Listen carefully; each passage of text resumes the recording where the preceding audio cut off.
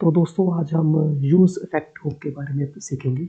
Use effect hook या तो हम अपने एप्लीकेशन में कोई साइड इफ़ेक्ट ऑपरेशंस परफॉर्म करने के लिए यूज़ करते हैं या फिर हम डेटा फैचिंग के लिए इसको यूज़ करते हैं। तो इसकी एक एग्जांपल देखने के लिए हम क्या करते हैं, हम एक नया कंपोनेंट क्रिएट कर लेते हैं। इसको हम नाम देते हैं डेटा फैचिंग .js RFCE करके हम एक बेसिक स्ट्रक्चर अपना तैयार कर लेते हैं। तो डेटा फैचिंग में हम अभी एक सबसे पहले तो हम यूज़ इफ़ेक्ट को कॉल करेंगे। आप नोट करेंगे कि ऊपर यूज़ इफ़ेक्ट हमारा इंपोर्ट हो चुका है। तो इसका सिंटेक्स क्या है, ये एक एरोनेटेशन का फंक्शन लेता है और इसके अंदर हम डेटा फैच करने के लिए हम एक API का एंड पॉइंट डाल सकते हैं। तो एंड पॉइंट लेने के लिए हम क्या करते हैं, हम अपने ब्राउज़र में जाके एक साइट होती है जेसन प्लेस होल्डर नाम की, ये हमें API एंड पॉइंट्स दे देता है फ्री में। जैसे यहाँ पर बहुत सारे एंड पॉइंट्स पड़े, हम इनमें से कोई यूज़ कर सकते हैं, जैसे कि ये वाला। तो यहाँ पर आप देखेंगे कि यहाँ पर 100 यूज़र्स का डेटा वगैरह शो कर रहा है यहाँ पे। इसको यूज़ करने के लिए मैंने यहाँ पर एक एग्जांपल भी दिया हुआ है। हम इसको यूज़ कर सकते हैं फैच मेथड को। फैच मेथड जावास्क्रिप्ट में यूज़ होता है कुछ डेटा फैच करने के लिए। हम ये एक URL लेता है और उसका रिस्पॉन्स हमें रिटर्न करके देता है। तो इस केस में हमारे पास जो URL है हम उसको कॉपी कर लेते हैं और यहाँ पे पेस्ट कर देते हैं। तो अभी जो डेटा आया है इसमें इस डेटा को हमें किसी एक वेरिएबल में सेट भी करना पड़ेगा।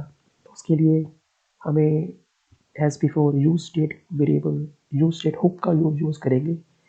बाय डिफॉल्ट इसकी वैल्यू हम जो है वो एम्प्टी एरे रख देते हैं क्योंकि ये एरे टाइप का वेरिएबल होगा।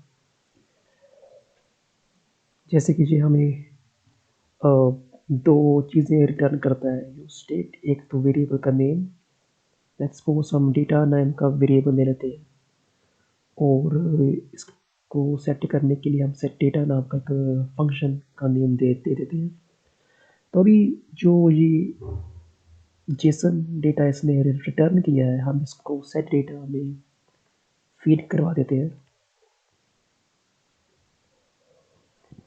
तो अभी जो इस API का रिस्पॉन्स था वो हमने डेटा नाम के वेरिएबल को दे दिया है। चेक करने के लिए हम यहाँ पर क्या कर सकते हैं, हम इसका साइज चेक करवा सकते हैं क्या आ रहा है। डेटा डॉट लेंथ करके इसको अभी सेव करते हैं और देखते हैं क्या रिस्पॉन्स आ रहा है। अभी इसको रिफ्रेश करते हैं। मेरे ख्याल में हमने इसको बाइंड नहीं किया है, इसको app.js में हमें बाइंड भी करना पड़ेगा। डेटा फैचिंग आपका कंपोनेंट सेव करते हैं और देखते हैं। सो आपने देखा यहाँ पर 100 इसका जो साइज़ है वो आ गया है।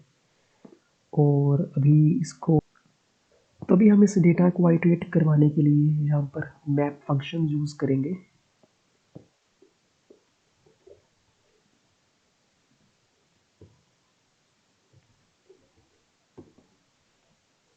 मैप फंक्शन को हमें एक आइट्रेशन के लिए एक हमें वेरिएबल का नेम देना पड़ता है और अभी इसके अंदर हमें एक यूनिक की असाइन करनी पड़ेगी हर एक एलिमेंट को।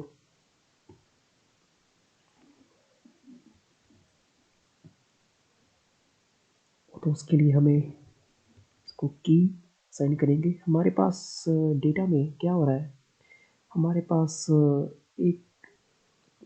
पास एक आईडी आ रही है जो हर एक एलिमेंट की यूनिक है। तो ये आईडी हम यूज़ कर सकते हैं as a unique reference. Save करेंगे तो उसके बाद हमारे पास एक टाइटल आ रहा है। तो ये टाइटल हम यूज़ कर सकते हैं यहाँ पर डिस्प्ले करवाने के लिए।